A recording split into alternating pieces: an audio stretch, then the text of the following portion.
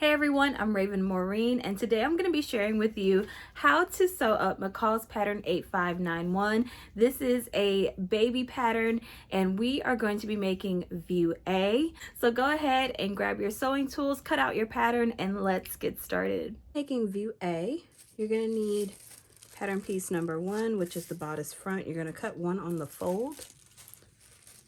Pattern piece number 2, this is the bodice back. You're going to cut 1 on the fold. Pattern piece number 3, you're going to cut 2.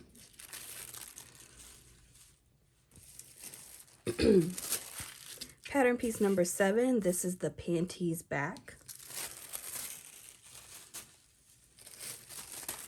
Pattern piece number 6, this is the panties front.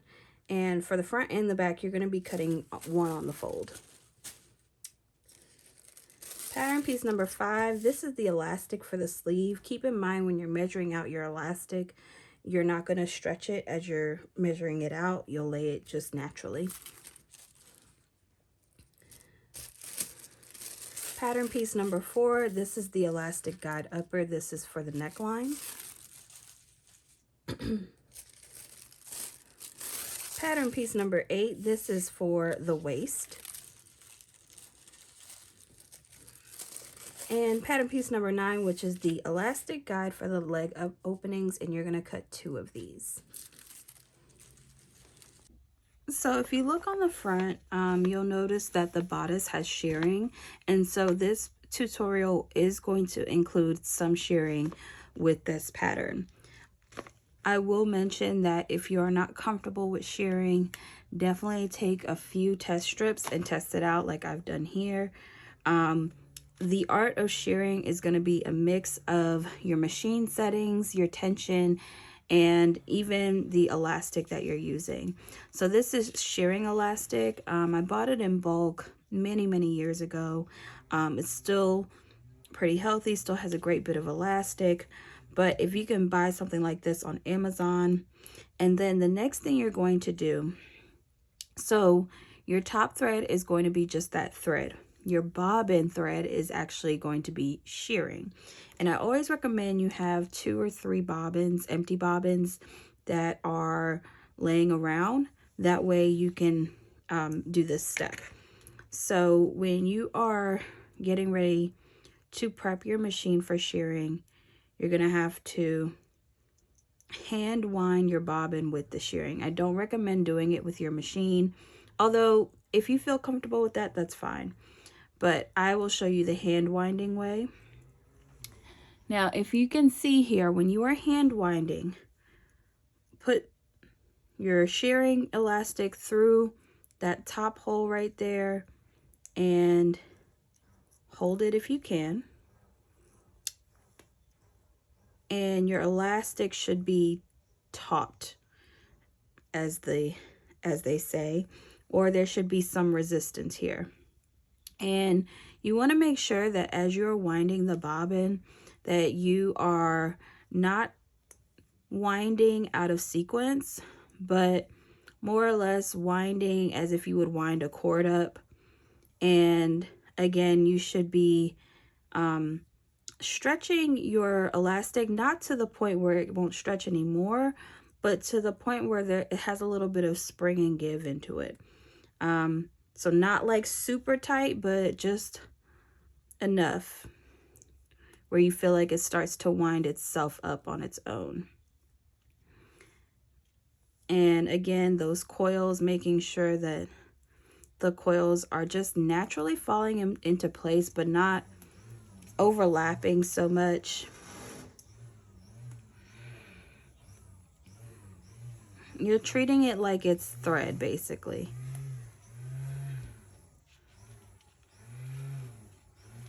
So I would do this for about 2 or 3 bobbins, and then go ahead and test your machine out. Now, when you are testing out your machine, I have a Janome Skyline, and this is no advertisement for Janome, but for my specific machine, I like to keep my stitch length at around 4.0 for shirring. I find that, and I've done shirring on a couple of different machines, I find that between a 3.0 and a 5.0 stitch length is usually a sweet spot for shirring.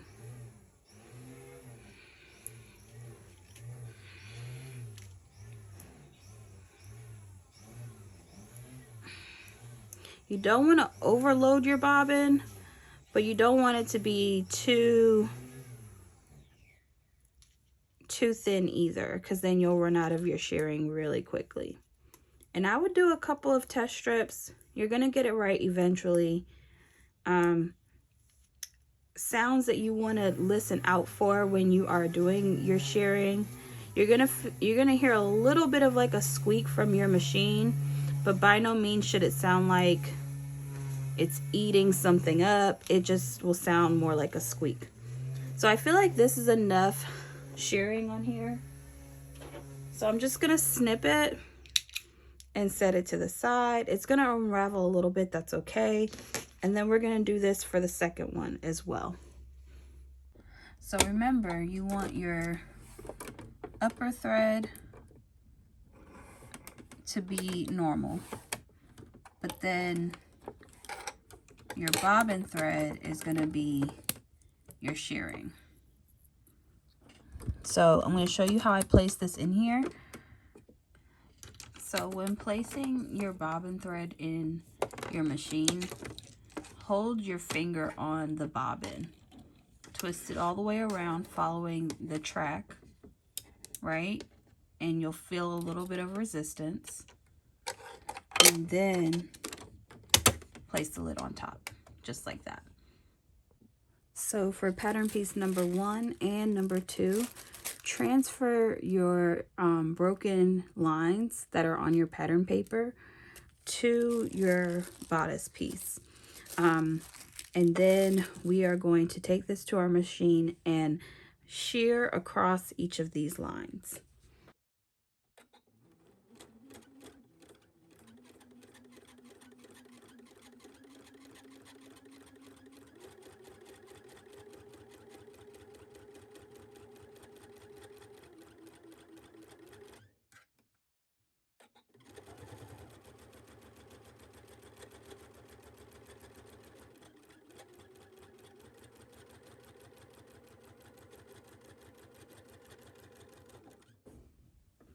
Okay, then lift your presser foot and snip this off.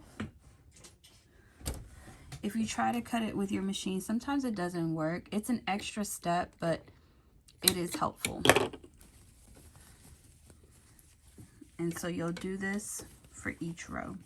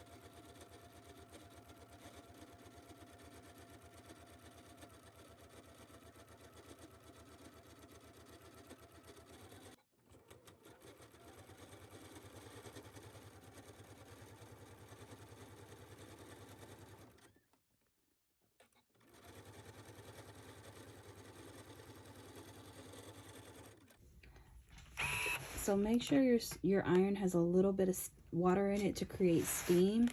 And what you're going to do is you're going to hover it over the shirring. You may even see some of the areas kind of shrivel up a little bit more. That's just to kind of like perk up the shirring a little bit. Your edges should be a little bit straighter because we are going to baste it.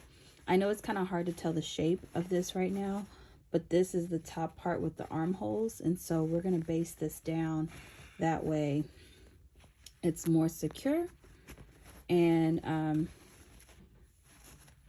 we'll be able to connect this to our back piece. So go ahead and repeat these steps for the back part as well for pattern piece number 2, and then we'll move on to the next step. Okay, now placing right sides together for the front bodice piece and the back bodice piece, we're going to stitch along the side seams here.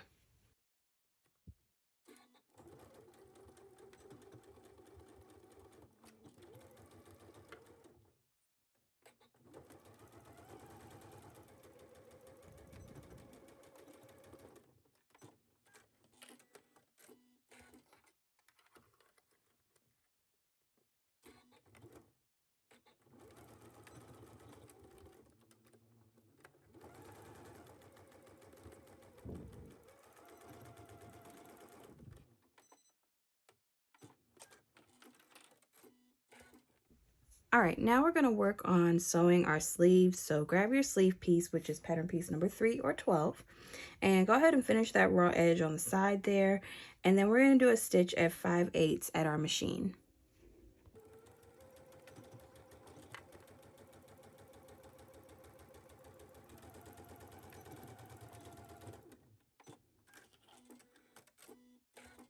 Okay, so over on my iron, I have pressed the seam open, and then I've done a narrow press under about 1/4 of an inch on the sleeve hem.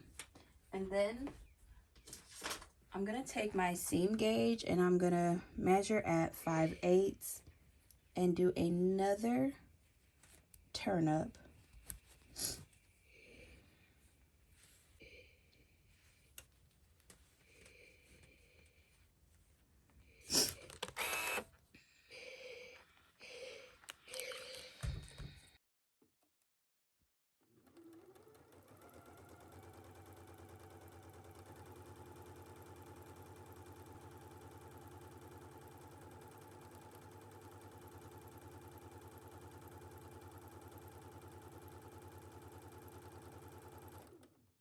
Okay, so about 7/8 from the new bottom hem, you're gonna draw a line, and this is your line for your casing for your bias tape.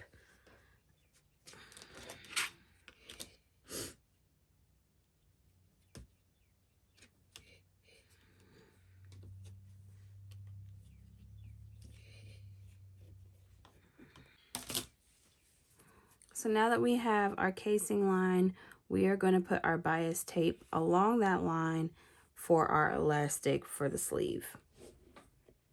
All right, so now we're going to attach our bias tape. This is pre-purchased bias tape. So I'm going to take the raw edge and I'm going to fold it along the seam line, and the bottom edge of the bias tape is going to match up with my chalk marking.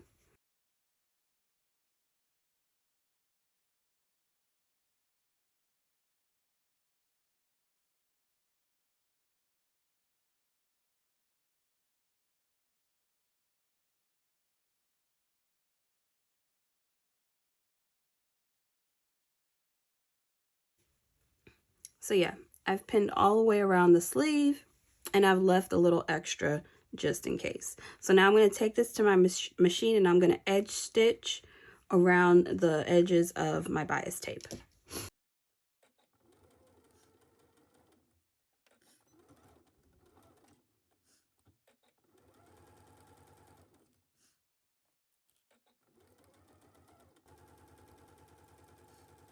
And I'm going to stop just before I finish with this. I've cap to the other side. I'm going to pick up where I left off, lowering my needle.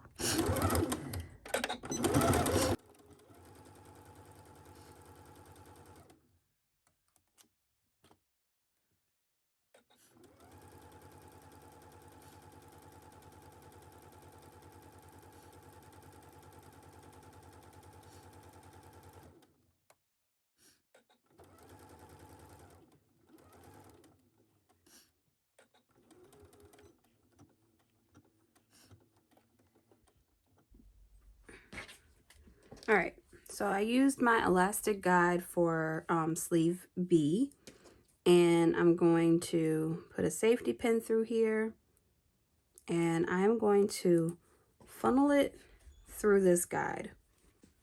Okay, once you have it all the way through to the other side, we are going to do like a little lightning bolt stitch to secure this.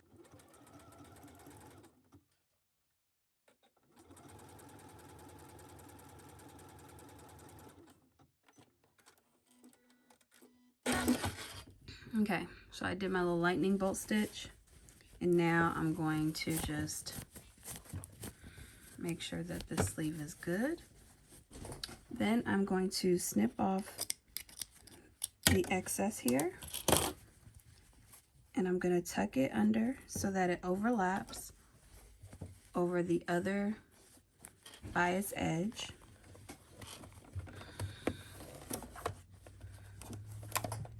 And I'm going to finish this stitch off. I'm going to switch back to a straight stitch on my machine.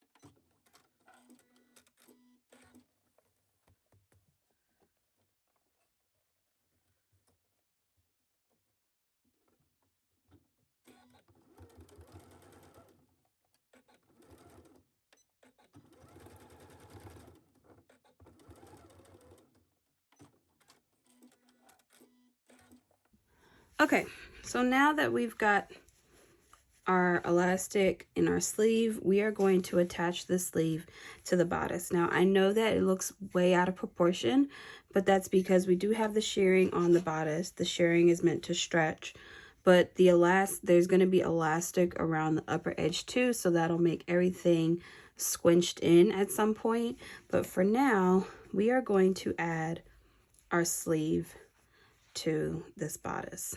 So matching up your notches and your seam allowances, we're going to do that right now.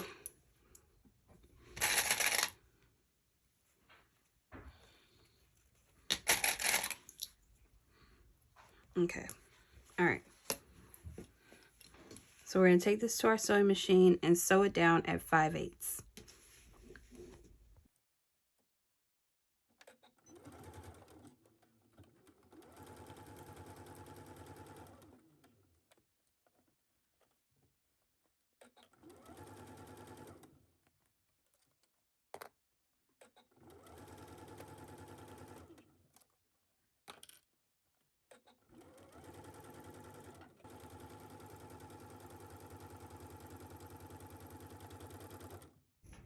Okay, so now that you've attached both sleeves, I know it looks a little crazy because the sleeves are like bigger than the bodice right now, but we are going to enclose these raw edges.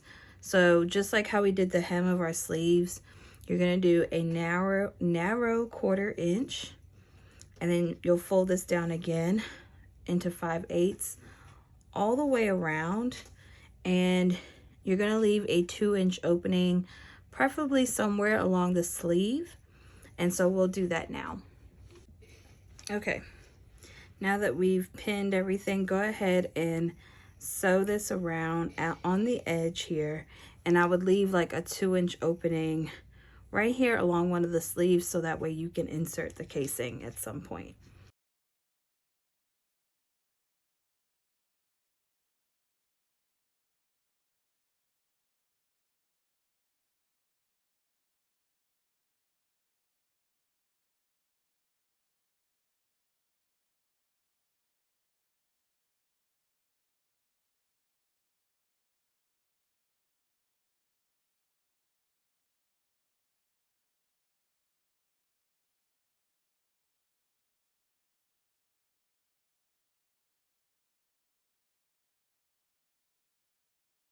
Okay, so now we are going to attach our elastic through the neck, through the casing we just made. You should have measured this with the pattern piece for the elastic upper part. And so go ahead and take a safety pin and funnel this through the neckline. After you've funneled the elastic through, go ahead and do that lightning bolt stitch that we did where you overlap the elastic, and the final step will be to close that 2-inch opening that you made earlier.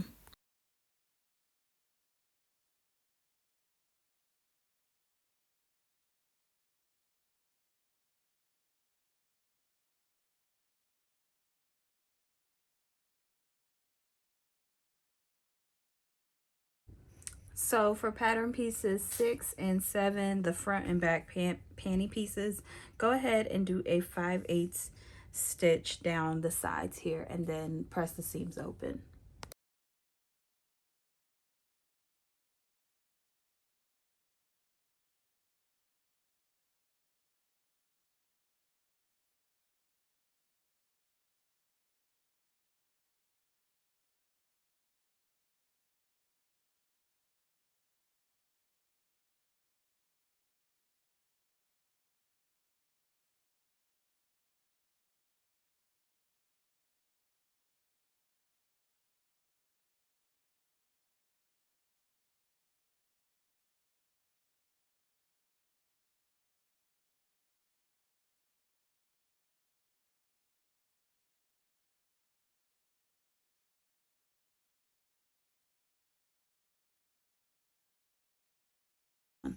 On the legs of the pants, we're going to do another 1/4 inch narrow hem followed by 5/8 rolled up.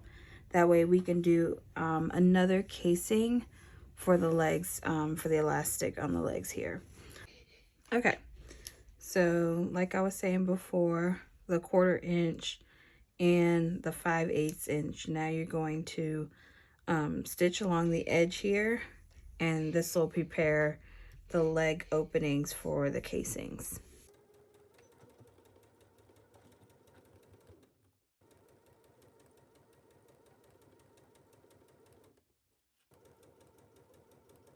After you finish stitching down the edges of the casings, take an elastic piece measured by the leg opening pattern piece and funnel it through the leg openings like we've been doing for the sleeves and the neckline.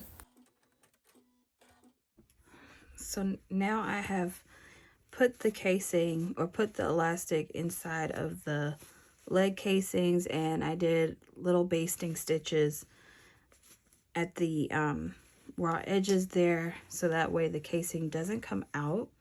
Now the way that you can tell that this is the front is that the front is shorter than the back.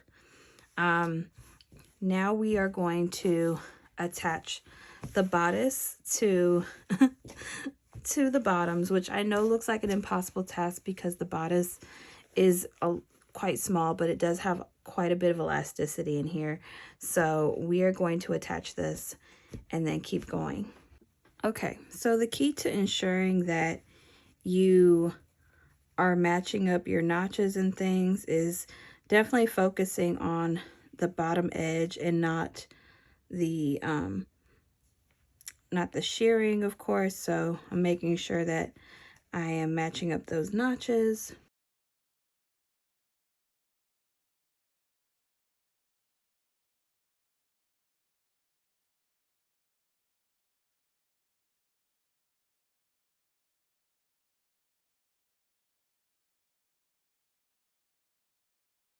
So at the waistline, we'll be making another casing. So your first stitch is going to be a 1/4 inch from the raw edge, and then your second stitch is going to be 5/8 from that raw edge. So go ahead and do that now.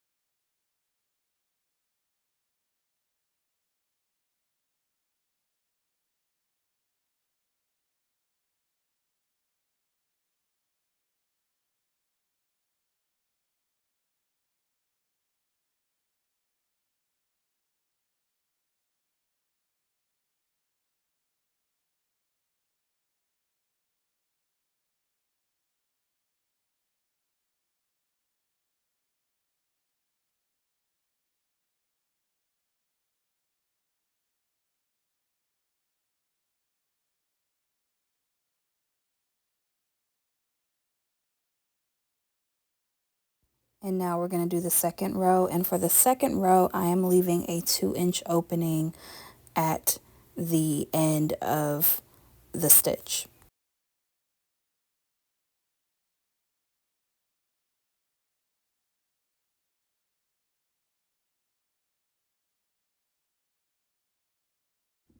All right, so using pattern piece number 8 for the elastic guide, go ahead and cut your elastic piece down, and through the opening that you left in your casing, go ahead and funnel it through.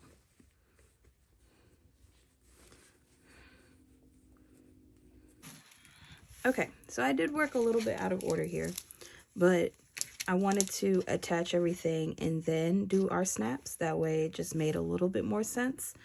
All right, so I've already pinned in place where the top one is supposed to go. So the pinball one, so that's the one with the little ball on top, is going to go on the front edge.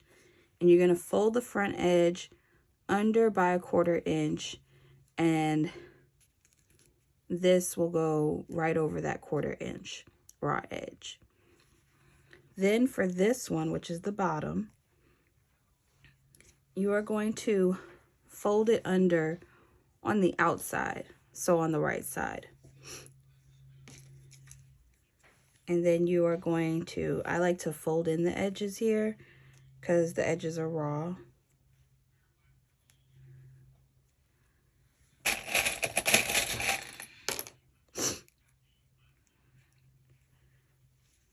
And you're going to fold it in on this side as well.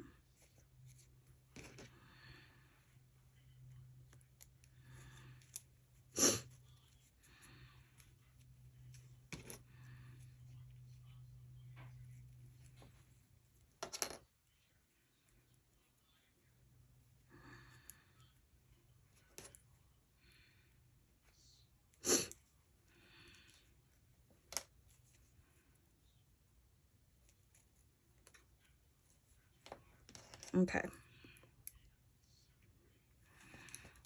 So that way when you snap it down, this snaps like this, and there'll be an overlap like that. So now we are going to take this to our machine, and very slowly, using our zipper foot, we are going to stitch down on the edges of our snap tape.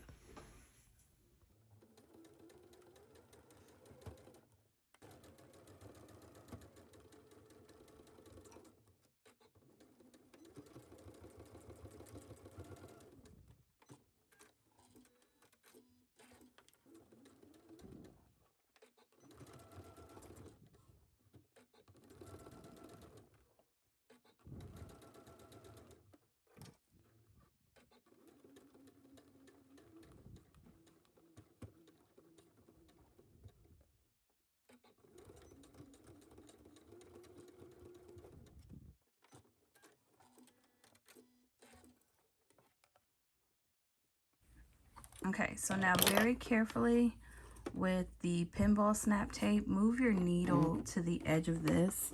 And we're gonna have to go really slow with the zipper tape.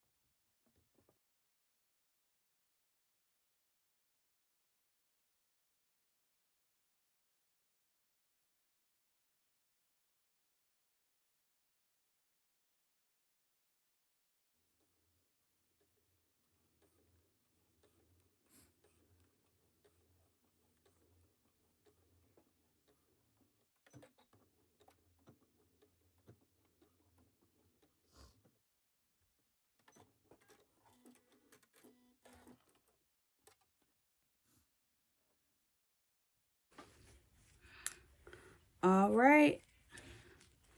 Putting all of my snaps in place here. 1, 2,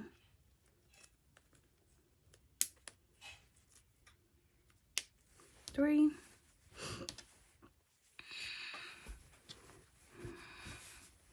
And she's good to go, and you're all set.